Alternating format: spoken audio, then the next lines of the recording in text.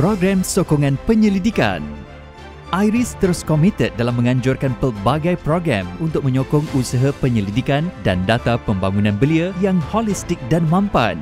IRIS membuka ruang melalui pelaksanaan Seminar Penyelidikan Belia Kebangsaan YORS, Persidangan Meja Bulat, Town Hall dan Intellect Junction untuk meningkatkan kesedaran, memberi aspirasi dan merangka strategi bagi memperkasa golongan belia. IRIS juga menganjurkan program di peringkat antarabangsa seperti International Conference for Young Leaders, International Conference for Youth dan Asian Roundtable Discussion yang mengukuhkan kerjasama dan sinergi global dalam menyelesaikan pelbagai isu berkaitan belia. Selain itu, pertandingan Youth as Researchers (YAR) menjadi medan terbaik untuk menyalahkan bakat dan potensi anak muda dalam membina keyakinan serta mencetuskan impak positif terhadap lanskap pembangunan belia.